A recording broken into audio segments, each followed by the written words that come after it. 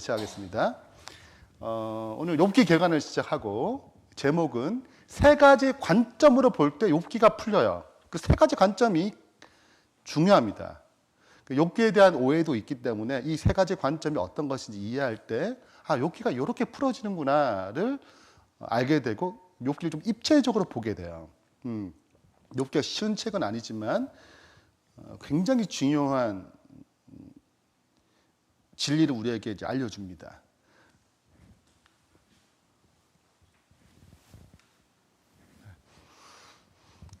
실은 우리가 이 세상을 살아가다 보면 굉장히 많은 전쟁, 사건, 사고들 보시면 뭐 불합리화적인 어떤 폭력,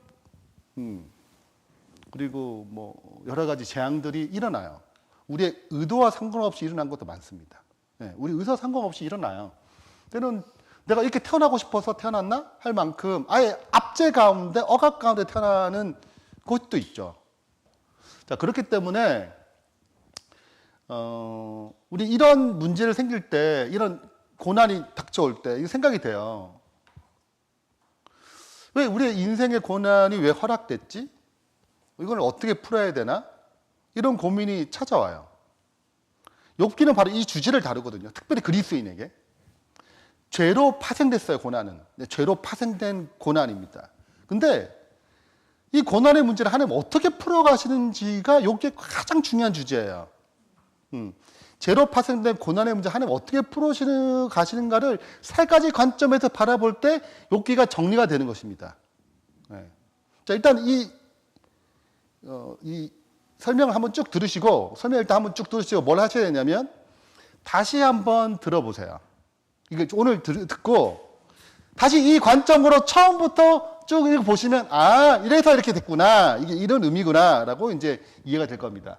자, 그래서 일단 죄로 파생된 고난의 문제예요. 근데 이 문제를 하나님은 어떻게 해결해 가시는가, 어떻게 풀어 가시는가, 이거를 이제 오늘 욥기를 통해서 살펴보겠습니다. 근데 욥기에도 오해가 있어요. 기본적으로 고난을 잘 참으면 하나님의 복이 임한다, 이게 맞아요, 틀려요? 틀린 게 아니야. 이게 맞잖아요. 너희가 욥의 인내를 들었거니와, 야고보서 나오잖아. 욥의 인내를 들었거니와, 그 인내 결과 하나님의 결과를 알지 않냐. 그래서 잘 참으면 이런 복이 있다. 근데 그게 욥의 말하고자 의도가 아니에요.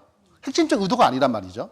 이런 내용이 있어, 이런 교훈이 있어. 교훈이 있지만 이게 욥기가 말하고자 하는 의도가 아니에요. 근데 마치 욥기를 이게 의도인 것처럼 접근하면 안 돼요. 그런 뉘앙스가 있습니다. 그래서 욥기를 이제 우리가 묵상하거나 읽으실 때 욥기의 의도는 고난이 주제예요. 이 고난이 가장 중요한 주제인데, 이 고난을 주제로 하나님께서 이끄신 구원의 역사가 어떻게 입체적으로 진행되는지를 정말 잘 보여주는 가장 탁월한 책입니다. 왜냐하면 고난을 주제로 다룬 책이 없어요. 이 주제를 가지고 이 다각적으로 입체적으로 접근한 책이 없어요. 다양한 주제를 다루거나, 뭐 창세기가 뭐 그 주제, 고난의 주제가 아니잖아요. 출애굽기가 고난의 주제예요? 아니에요. 고난의 뭐 여러 가지 고난의 뭐 예레미야 애가 같은 경우에 고난에 대한 노래가 있지만, 고난을 다각적으로 접근해서 설명해 주는 책이 욥기예요. 그래서 그 어떤 것보다도 고난을 가장 심도 있게 논쟁을 벌이면서 풀어가는 것입니다. 이런 식이 없어요. 약간 좀 지겨울 수 있어요. 논쟁이 너무 길어가지고 똑같은 말 또 하고 왜 이러지? 이렇게 생각이 들 만큼.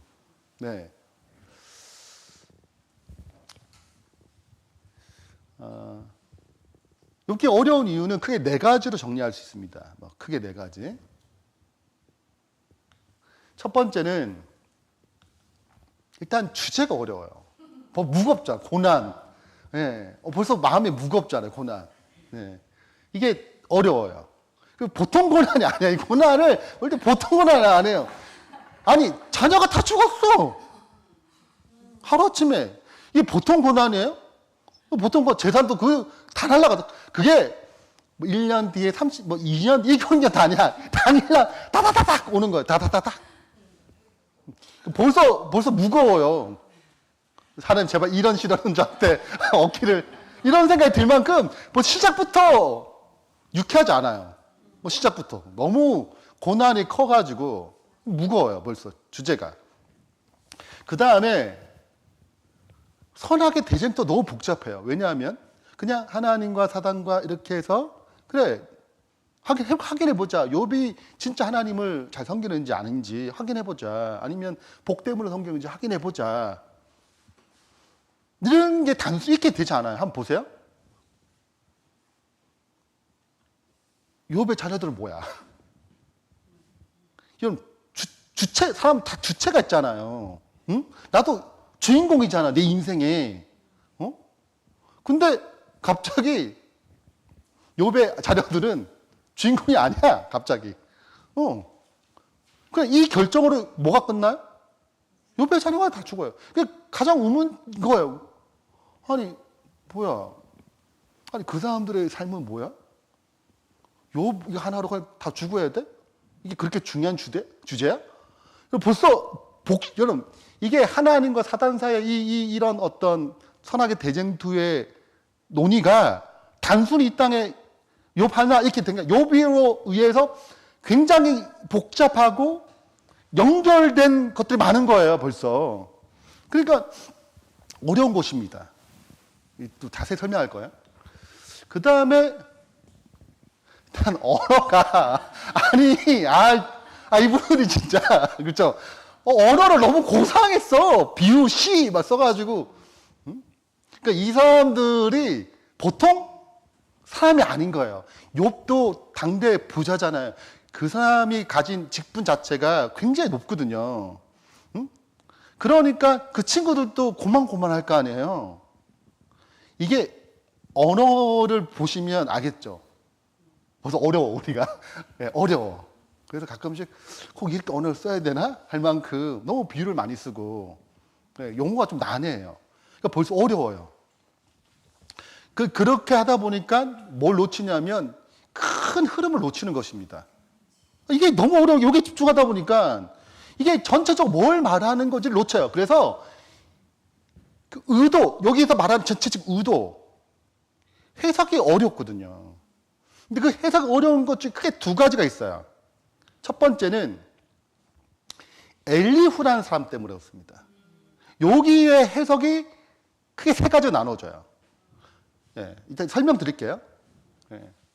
그래서 엘리후의 발언을 어떻게 해석하냐에 따라서 욥기의 고난의 문제가 완전히 달라집니다. 해석이 달라져요. 예. 그래서 학자마다 이제 차이가 있기 때문에 저가 이제 추구하는 어떤 올바른 발언이 있거든요. 예. 그게 해석의 키라고 생각하는 것입니다. 그걸 이제 설명드릴게요. 이게 해석 어려움이에요. 여러분이 이제 욥기 뭐 엘리후 찾아오면 이 세 가지 유형이 다 나옵니다. 예.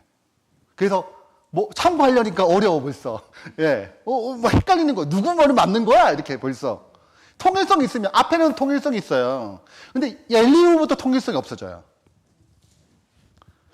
자, 그 다음에 두 번째 어려움은 뭐냐면 하나님이에요. 자, 계속 논쟁하면 기대감 있잖아요. 무슨 기대감이 있냐면 이제 욥의 그 고난에 대한 인간의 말 말고 하나님이 직접 딱 오셔가지고 자, 이게 고난의 의도야. 이게 올바른 고난의 해석이지. 딱 해줘야 되는데 뭐야 지금 하나님 너무 생뚱맞는 얘기를 하는 거야. 하나님도 욥의 고난을 전혀 상관없는 창조 얘기하시고 뭐 이런 약간 뜬구는 얘기. 우리 3차원적인 얘기를 하는데 갑자기 하나님이 4차원적인 얘기를 하는 거라. 그래서 우리가 따라가지 못해. 지금 뭐 하시는 거야 지금. 지금 하나님 주제 파악을 하시나? 이런 생각이 들 만큼 헷갈리는 곳입니다. 여러분 진짜 읽어보시면 딱 느껴져요 이게. 지금 뭐야 하나님? 지금 이렇게 그런 차원이 아니에요, 이거는. 제가 원래, 이런 차원이 아니야. 네. 그래서 이제 어렵습니다. 특별히 이 하나님의 그 설명이 어려워요. 그래서 여기에 대한 어려움이 있어요. 근데 학자들만의 견해가 좀 차이가 있습니다. 여튼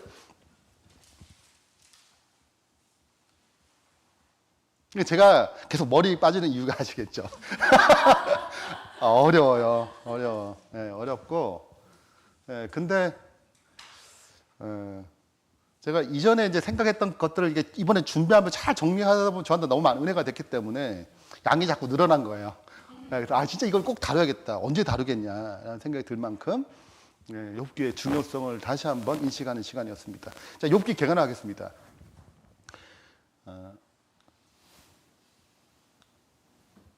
자, 일단 저자는 안 나타나요. 욥기를 한만 봐도 저자가 누군지 몰라요. 자, 그러면 모세라는 근거는 초기 유대 전승 중에 모세다.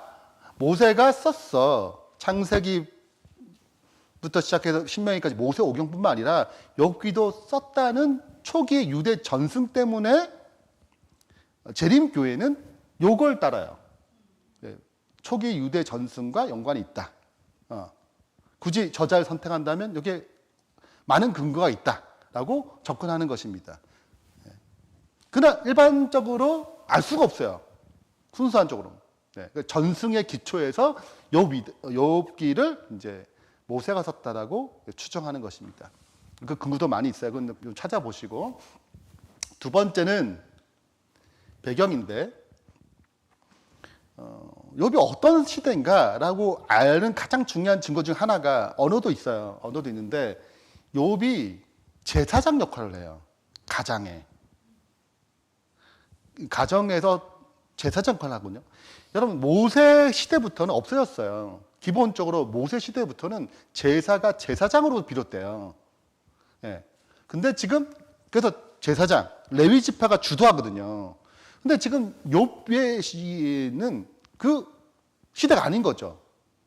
그 이후, 그 이전이죠. 이전의 시대뿐만 아니라 또 이 이전의 시대에 사용했던 그 하나님의 용어도 여기 자주 등장합니다. 뭐 이 여러 가지 측면에서 시대적 배경을 족장 시대다, 아브라함 때쯤에 있었던 사람이다라고 추정하는 것입니다. 그 다음에 장소는 이제 에돔 근처에 이제 우스라는 곳인데 여기에 위치되어 있어요. 그래서 여기서 뭐 했다? 여기가 약간 이제 굉장히 그 곡창지대처럼 아주 좋은 터가 있기 때문에 여기로 이제 추정합니다. 제일 중요한 주제인데 이 주제는 굉장히 고민 많이 해가지고 정리한 거예요. 그래서 제가 바라보는 이 욥기의 주제는 하나님께서 대쟁투 가운데, 시작은 대쟁투로 시작하거든요. 대쟁투 가운데 고난이 허락되잖아요. 고난을 통해서 의와 구원을 이루어 가시는 섭리와 그분의 권능이 지금 이 욥기가 말하고자 하는 주제예요. 즉 욥기의 주제는 어떤 고난이 형벌이나 심판의 관점이 아니고 의와 구원을 이루어 가시는 하나님의 놀라운 이 신비로운 섭리와 그걸 만들어 가시는 권능이 있다는 거예요. 이제 설명을 드릴게요. 그래서 욥기가 말하고자 하는 것의 고난의 관점, 이런 관점이다. 그래서 이제 쭉 이제 살펴보시면 왜 이런 주제가 나왔는지를 이해하실 거예요. 그래서 다시 한번 끝나고 다시 한번 들어보시면 이제 이 개념들이 정리될 거라고 생각됩니다. 욥기의 기본 구조예요. 자, 1장, 2장은 시작을 천상에서 열립니다. 사탄이 등장하고 하나님이 욥만큼 의로운 사람이 없다. 아시다시피. 그렇게 이제 누구에게? 사탄에게 자랑하죠. 왜냐하면 이 세상은 이미 죄의 세상이 됐고 통치권이 이미 넘어갔어요.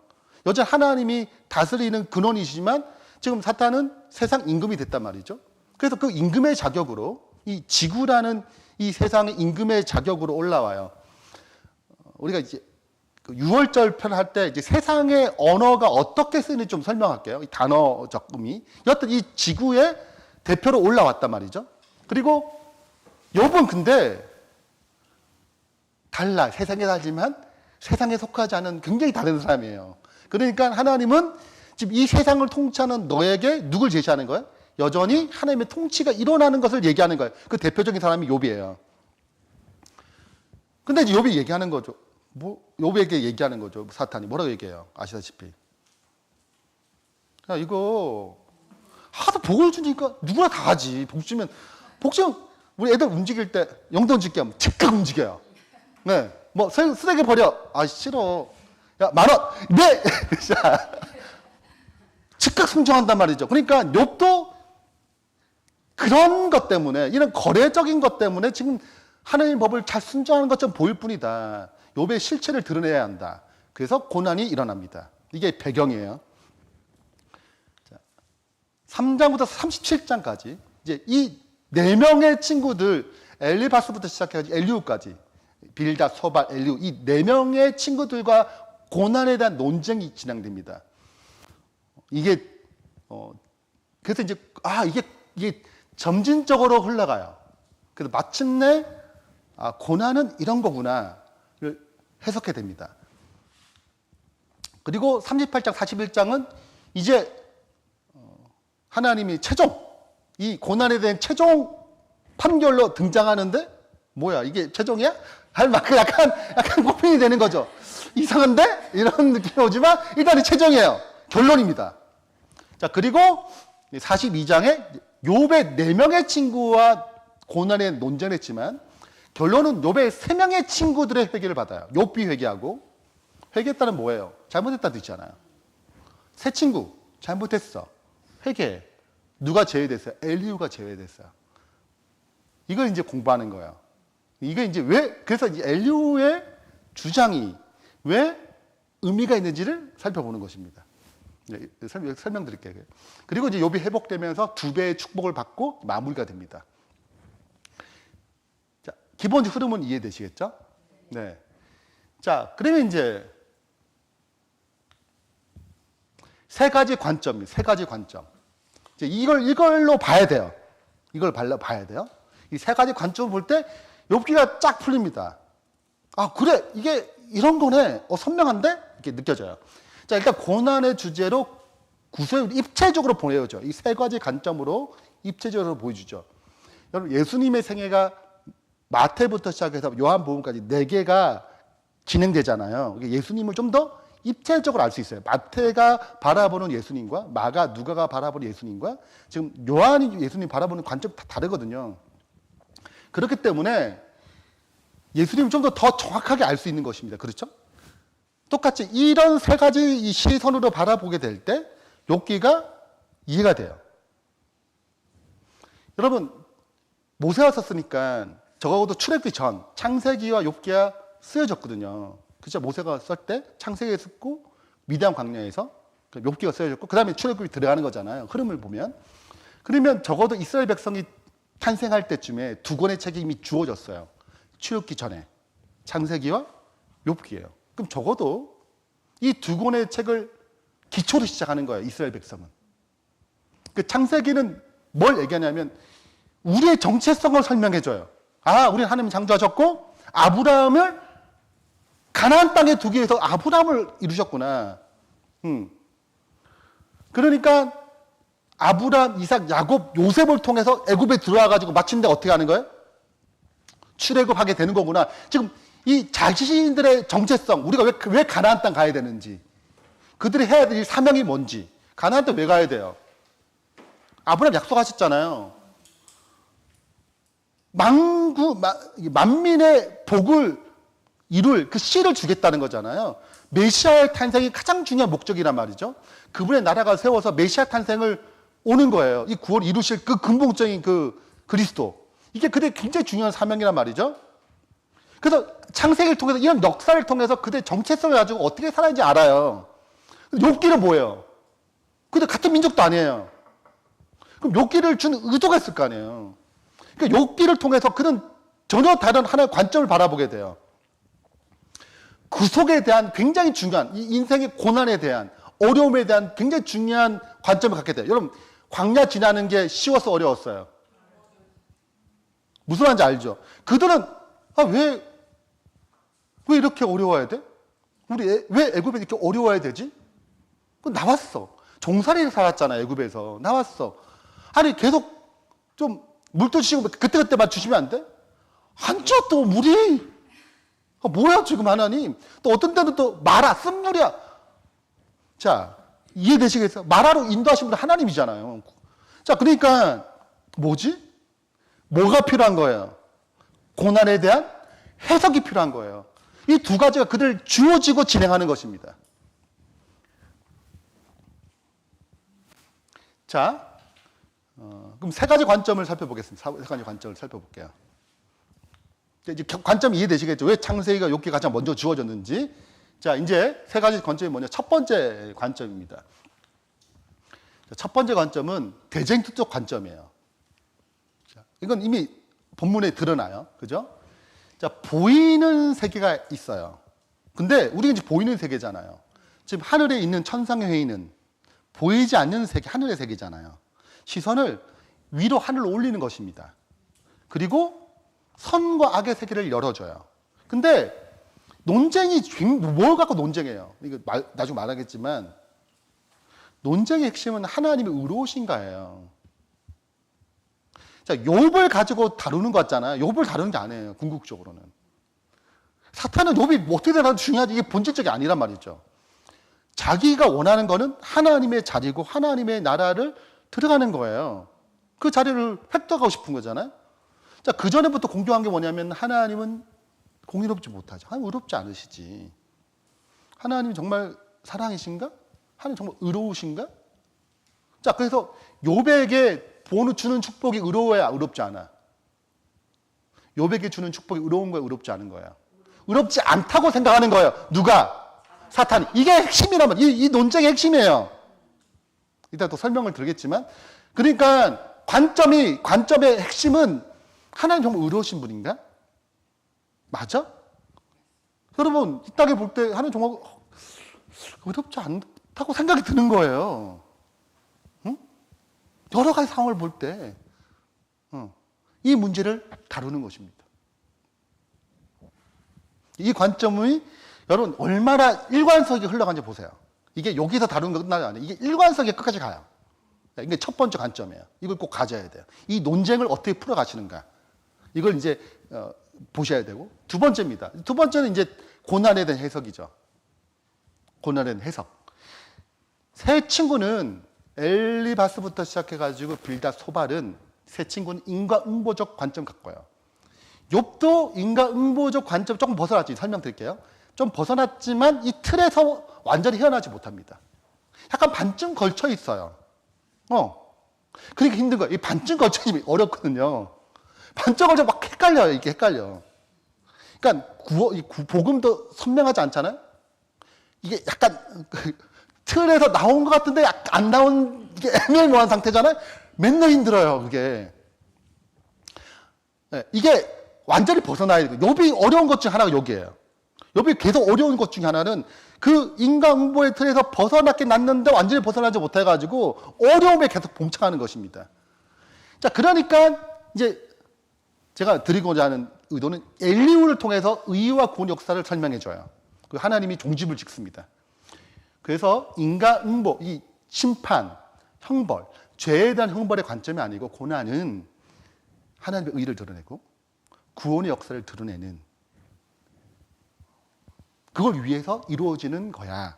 관점을 힘들고 어려운 사람 볼 때 저건 하나님의 어떤 의의 역사, 의를 드러내시고 구원의 역사를 드러내시는 것이구나라고 바라봐야지 제가 무슨 죄를 지었나? 오늘 11금 안 돼서 그런가? 내가 무슨 죄를 지어서 오늘 아침 묵사 안 했는데? 이런 관점으로 보는 게 아니고 네, 그런 관점으로 보는 게 아니에요. 관점을 전환하는 거예요. 근데 우리가 굉장히 나는 인간보조가 아니지만 여러분 욥처럼 살아요. 굉장히 애매모호하게 걸터 있어요. 그래서 항상 복잡해요. 어려워요. 욥은 우리를 굉장히 대변해줘요. 우리가 완전히 인간보호는 아닌데 드는 게 있어가지고 약간 이게 있어요. 그래가지고 완전 벗어나지 못하고 무슨 문제가 생기면 내가 뭘 안 해서 그런가? 이렇게 생각하면서 근데 이건 아닌 것 같은데? 이런 거예요. 이게 욥이 이렇게 생각해요. 똑같이. 네. 그래서 시선은 이제 넘어가는 것입니다. 이 관점을 이해해야 돼요. 보통 이 두 가지로 끝낼 것 같지만 세 번째 관점은 굉장히 중요합니다. 뭘 것 같아요? 잘 안 드러나요, 여기는. 정말 자세히 봐야지 드러나요. 진짜 안 드러나. 그게 뭐냐면 예표입니다. 그리스도예요. 욥의 고난의 이해는 그리스도의 고난의 이해로 가기 위한 굉장히 중요한 발판이에요. 이따가 설명할게요. 봐요. 예수님이 고난받는 게 사람들이 어떻게 생각했어요? 의와 구원을 위한 역사라 생각했어요? 아니면은 죄를 지어가지고 잘못을 해서 하나님께 벌 받는다고 생각했을까요? 이사야 53장은 그가 하나님께 무슨 죄를 지어가지고 하나님으로부터 벌 받는다고 생각했어요. 무슨 사관이에요? 인과 응보적 사관이에요. 네. 그래서 이 욥의 고난의 이해는 굉장히 중요한 게 그리스도의 고난 이해로 넘어가는 굉장히 중요한 이해예요. 이거를 토론을 놔요. 이게 어떻게 진행되는지는 이제 설명을 드릴게요. 네. 자, 그래서 요 예수님의 고난의 이해는 반드시 이렇게 이해돼야 한다. 이렇게 흘러가도록 돼 있다. 이것이 중간중간에 전체적 흐름에서 드러나요. 네, 그래서 욥의 고난은 예표적인 단순히 십자가의 아픔을 뛰어넘어서 고난에 대한 해석. 대부분은 여러분 보시면 욥의 고난은 예수님께 십자가 아파하셨다. 요 정도의 접근이에요. 정말 힘드셨네. 욥이 사회 참의를 부른 거죠. 예수님도 십자가에서 하나님과 단절되는 느낌? 이렇게 요 정도로 그 욥의 고난을 예수님의 십자가의 고난으로 접근하지만 이게 더 전진해야 되거든요. 인류의 구원을 위한 이 고난의 해석으로 넘어가야 되는 거예요. 십자가를 바라보는 관점이. 자, 그렇게 해서 정리하면 되겠습니다.